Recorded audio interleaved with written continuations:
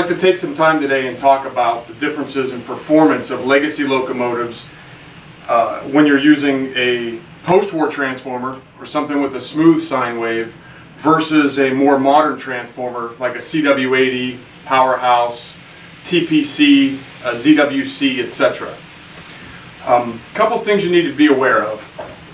All of your post-war transformers, and there are a couple of modern transformers as well, such as the Z4000, the MRC Dual Power 027, the MRC Train Power 027, and the Right-of-Way 2020. Those four modern transformers, in addition to every post-war transformer out there, have what's called a smooth sine wave. If you were to connect an oscilloscope to a post-war transformer, what you would see on the scope is what we refer to as a smooth sine wave, which basically looks like this.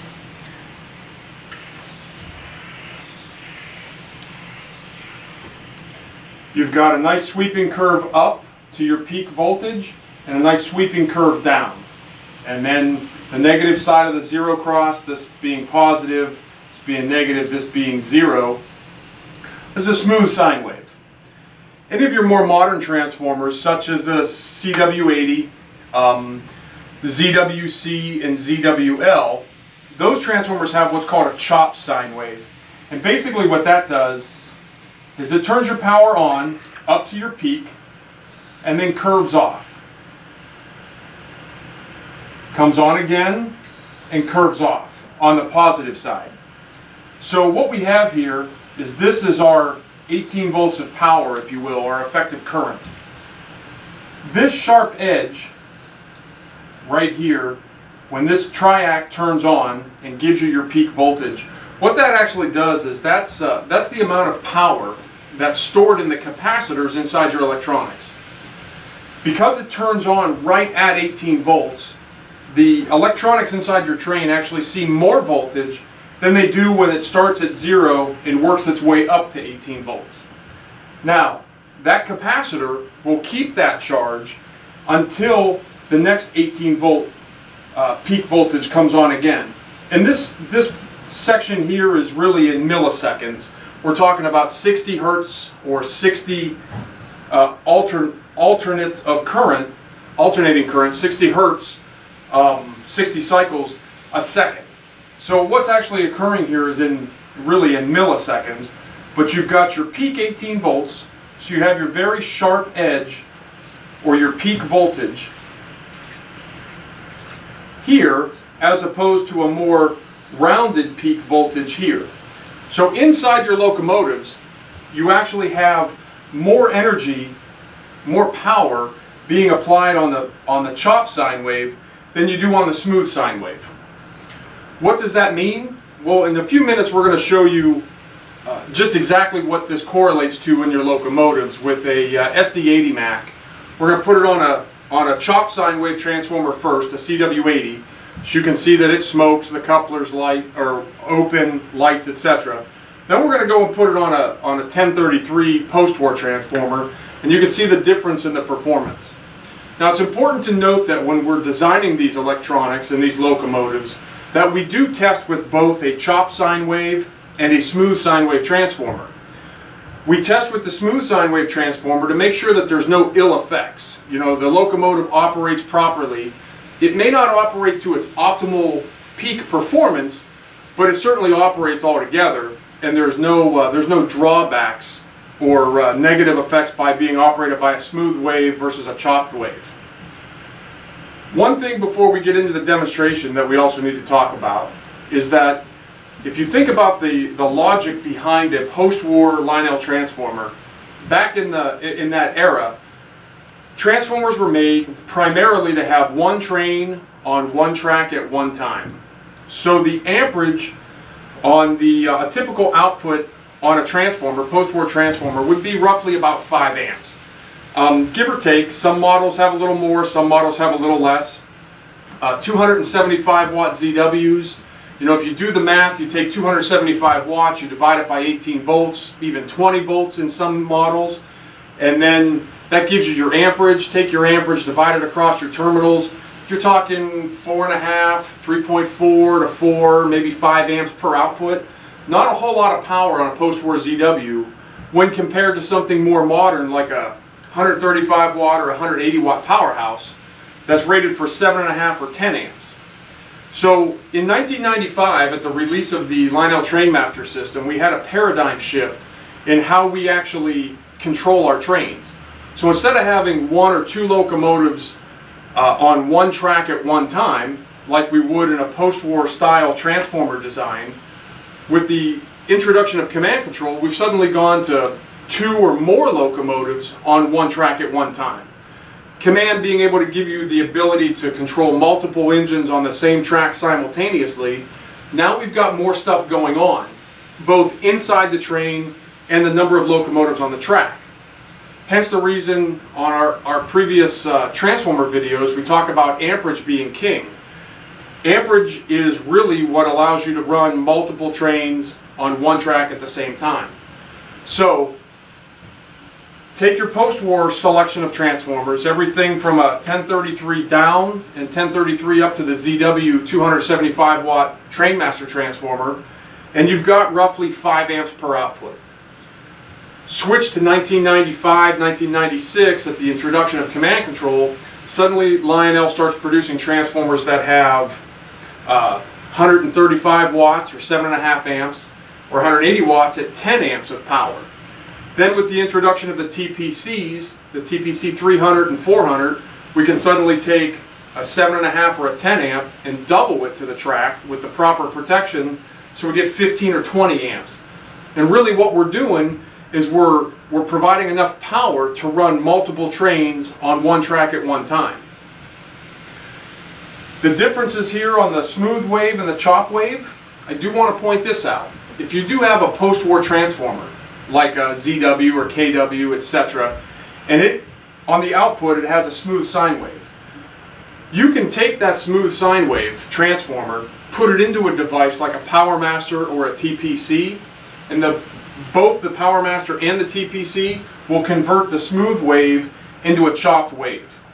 So ultimately, those of you that have post-war power as your primary power source for your layouts, you're not in a pickle where you have to get rid of it and go get new transformers. That's not what we're saying.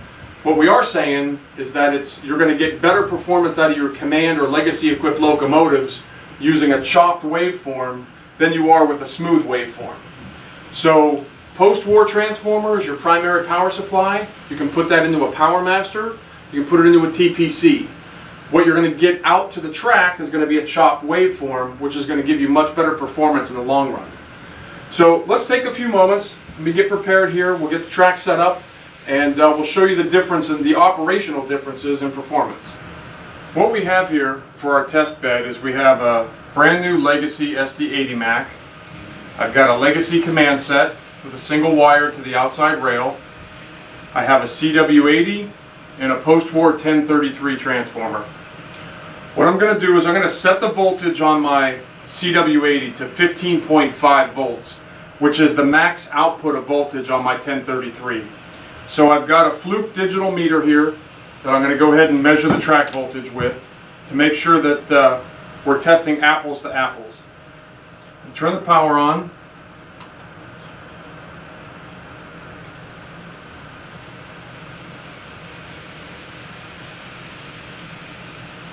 And that is exactly 15.51 volts AC. Now what I'm going to do is go ahead and start up my SD80 Mac using my Legacy remote. I've got the volume turned down. Turn it up for you so you can hear it. Now, I'm going to go ahead and turn the smoke on high. Engine sitting at idle with the smoke on. I'm going to go ahead and get the locomotive running. Turn the throttle a bit. And you can see the amount of smoke that I'm getting out of this SD80 Mac right now. At least I believe you can.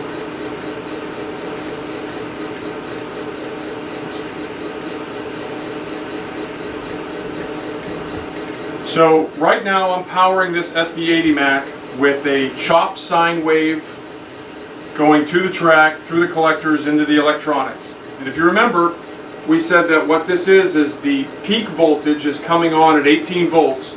So the electronics inside are actually seeing that full 18 volts, not that curved sine wave that it takes from 0 all the way up to 18 volts. It comes on right at 18 volts. And you can see the end result. I'm going to go ahead and fire the couplers. Couplers open up nice and solid, no problem at all. So now what I'm going to do is turn off the CW80. I'm going to switch my power leads from the CW to the 1033.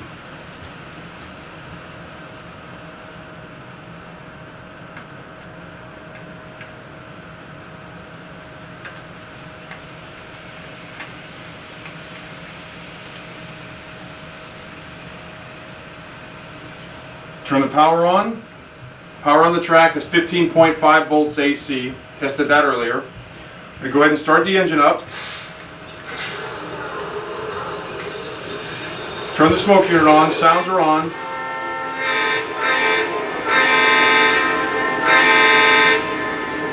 Okay, now what you saw coming out of the stack was because we were powering the locomotive with the CW80. What you see coming out of the stack right now is pretty anemic, if anything at all. I'm going to go ahead and start the locomotive running so we get an apples to apples test. And it'll take a few seconds, but the locomotive will begin to smoke. Now, it's not going to smoke like it did on a chopped sine wave. Remember, the 1033 has a smooth sine wave. So the electronics inside that locomotive aren't seeing that full peak 18 volts. They're charging up from 0 up to 18. So the electronics inside the locomotive don't have as much power as they do on a chopped sine wave. So I'm going to go ahead and rev the RPMs up manually, which will help us get a little bit more smoke out of it.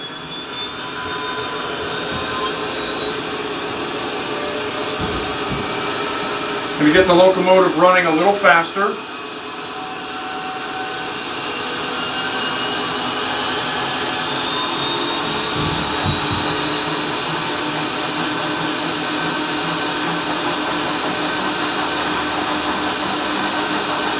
Running even faster. At this point it's just about flying off your curves. You're running anything less than 0.48.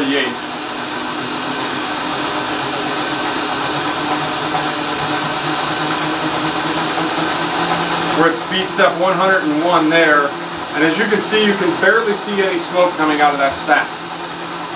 Again, this is all because of a smooth sine wave versus a chopped sine wave going to the track. And this is the difference in performance I was referring to. Now the locomotive operationally, in terms of how it runs and the speed steps and everything else, will remain the same. That won't change, whether you have a chopped wave or a smooth wave. But definitely the smoke unit, and on some models even the coil couplers. Now I'm pushing the rear coil coupler button. Turn the sound up for you. And my coil coupler doesn't pop open at all. And this is on a smooth sine wave transformer. Now I can shift right back to the chopped sine wave transformer, perform the same thing again, and you'll visually see the difference in the performance. So let's do that real quick, one more time.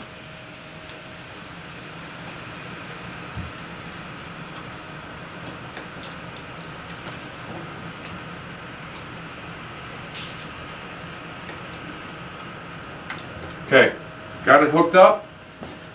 Let me measure my 15.5 volts again.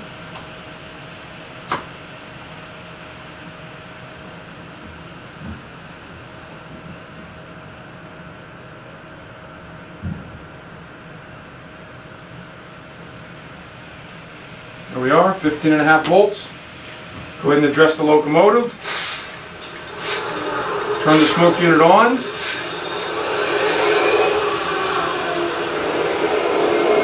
Fire the couplers again. Front coupler opens right up, rear coupler opens right up. Smoke unit will begin heating up here momentarily. I'm going to go ahead and get the locomotive running. Already you can start to see the difference in the smoke performance just from a chopped wave versus a smooth wave, as well as the coil couplers. And the reason we're presenting this video to you is because a lot of people are buying these new legacy locomotives, taking them home, running them off of post-war transformers, calling up and saying my smoke doesn't work, my couplers don't work. In fact, everything in your locomotive does work. It's that you're using a smooth sine wave transformer. And again, this can be any post-war transformer, MRC dual power 027, MRC train power 027, an MTH Z4000, or a right-of-way 2020. Now, the MTH Z750, Z500, and Z1000, all three of those units have a chopped waveform. The CW80, the upcoming release of the new 180 watt style transformer that's in a CW80 style case. I'm sorry, I believe it's a GW180. That will have a chopped waveform, as well as the ZWC, the ZWL, and any of those smooth sine wave transformers put through a PowerMaster or a TPC, either a 300 or a 400, will generate a chopped sine wave on the track, which, as you can clearly see in this demonstration, makes a huge difference in the performance of your locomotive in terms of smoke and coil couplers. So I'll go ahead and shut this smoke unit off, stop the locomotive, and that concludes the video. Thank you.